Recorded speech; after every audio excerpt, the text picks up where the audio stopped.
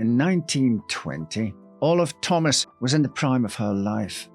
The 25-year-old silent film phenomenon had over 20 feature films under her belt, had married into a family of Hollywood royalty, and was preparing for a long-awaited vacation with her handsome husband.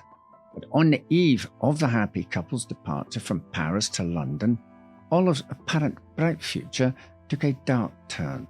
Within days, her death had become the first true Tinseltown scandal and a mystery that endures today. Was it murder or a tragic accident?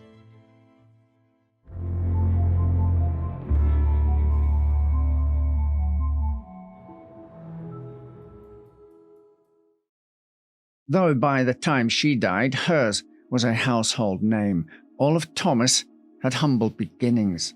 She was born Oliveretta Elaine Duffy in Charleroi, Pennsylvania, in 1894. Her parents were working-class Irish Americans carving out a life in the steel town for their 3 children, of which Olive was the eldest.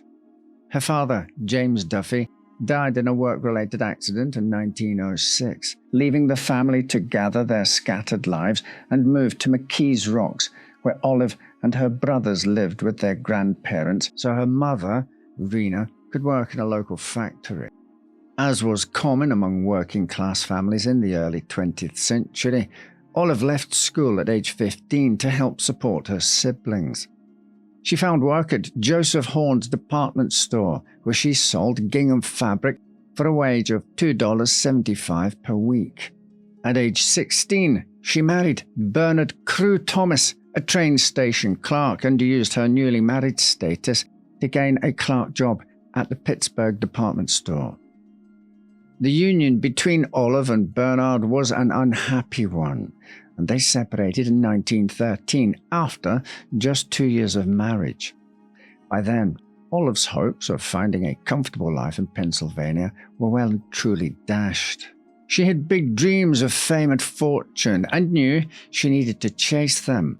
She moved to New York City to live with a family member, and while she was forced to take another retail job to support herself, it wasn't for long.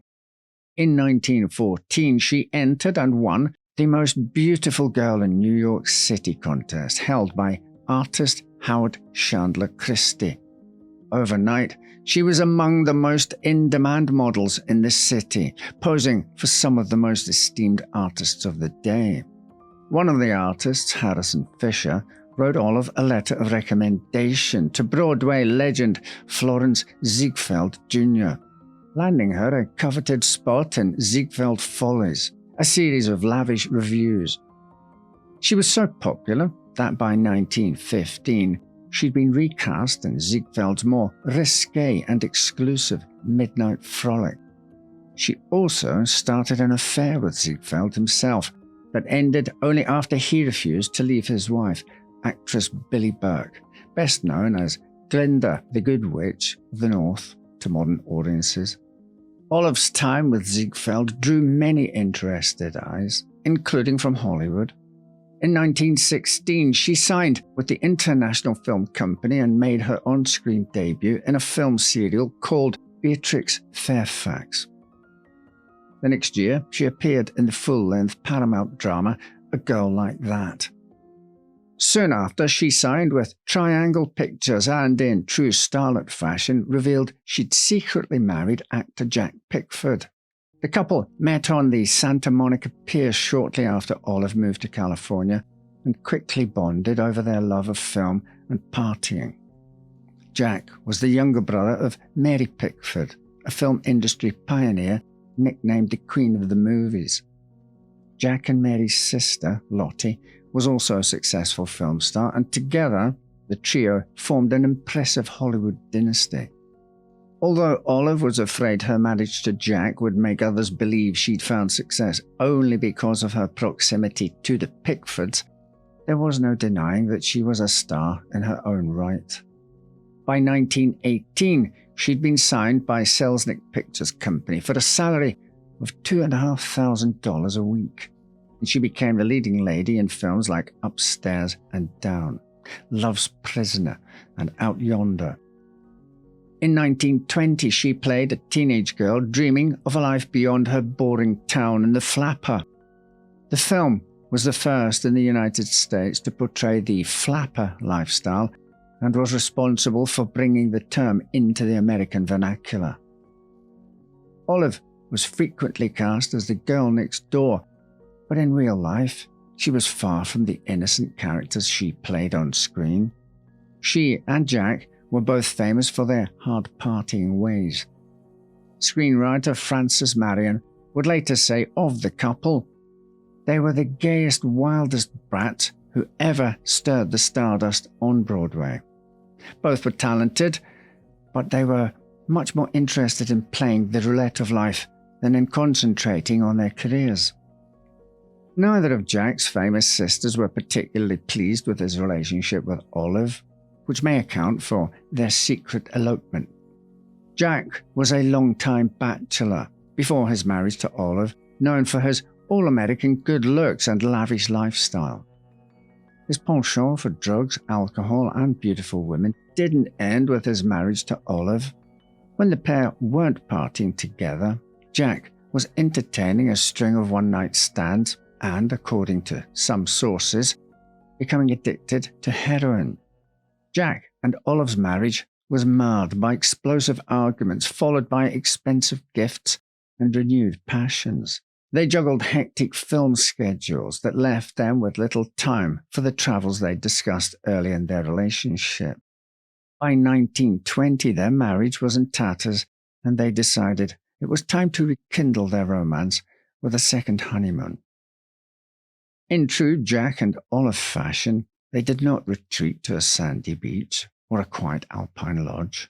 In August, they traveled to the then party capital of the world, Paris. The couple took a suite in the lavish Hotel Ritz, one of the first of its kind to boast electric lights, telephones in every room, and ensuite bathrooms.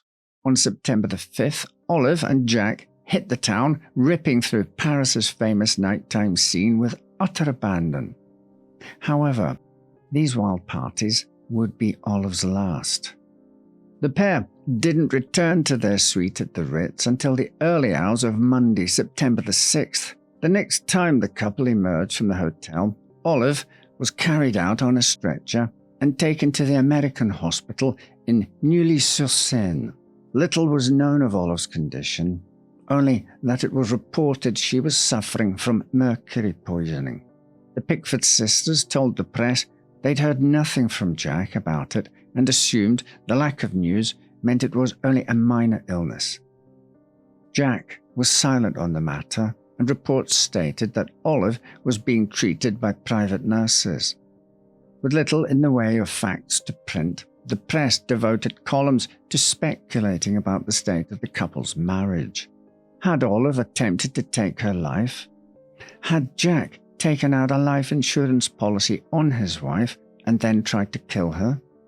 Olive Thomas died in the early hours of September 10, 1920. The gossip that seemed light-hearted while she was in the hospital now turned into chillingly serious theories on what unfolded in her suite at the Ritz. Mary Pickford's ex-husband, Owen Moore, fielded questions from the press on site in Paris on behalf of the Pickford family. He claimed Olive had been unwell for some time and died of natural causes. He urged the public to respect the family's privacy and refused to share details about Olive's alleged illness. Unsurprisingly, the press was not interested in a quiet period of mourning. Instead, papers were flooded by supposed first-hand accounts of the couple's final night out in Paris, with claims ranging from a respectable evening of fine dining followed by dancing to Jack and Olive slipping into seedy opium dens.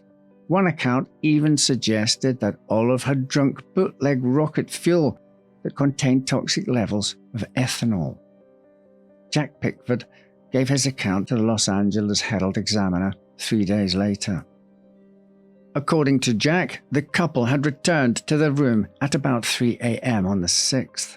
Having already booked airfare to London for the next morning, he immediately went to bed. He said Olive stayed awake a while longer to write a letter to her mother.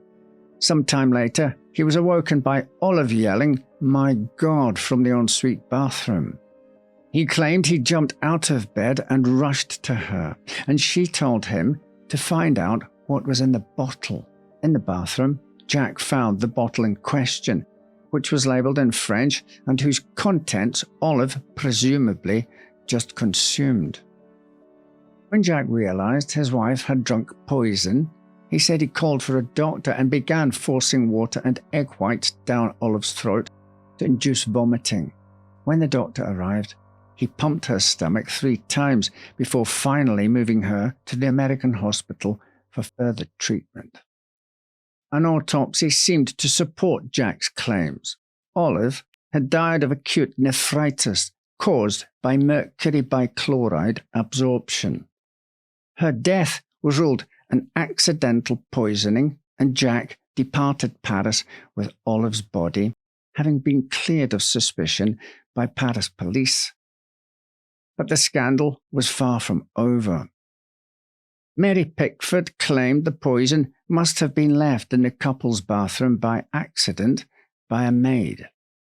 But it was soon revealed that Olive had ingested a bottle of mercury bichloride diluted with alcohol prescribed to Jack for topical use. It was obvious why Mary tried to blame the maid. The medicine was commonly used to treat sores caused by chronic syphilis. Few were interested in accepting Jack's version of events. It seemed far-fetched to many that Olive would have mistaken his medicine for a sleeping tonic or something of the like. And with Jack the only witness to her poisoning, it was easy to imagine other scenarios. Had Jack somehow tricked Olive into drinking the poison? Not likely, since he seemed to call for help quickly. He could have just as easily pretended to sleep through the entire ordeal. Had Olive drank the poison on purpose, perhaps after another fight about Jack's infidelity? Olive dosing herself with her husband's syphilis tonic as revenge for his philandering ways is certainly poetic. But by all reliable accounts, the couple's marriage really had been in a happy place when they departed for Paris. Perhaps Olive had mixed up the bottles on the bathroom sink after a night of hard partying. Whatever the truth may have been, Jack Pickford's image never recovered from the scandal of Olive's mysterious death.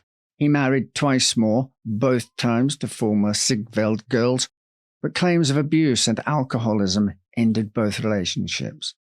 Ironically, Jack also died in Paris in 1933 at the age of 36, likely as the result of lifelong alcoholism. Olive Thomas is interred at Woodlawn Cemetery in the Bronx, where she was laid to rest after a funeral service that saw over 15,000 mourners.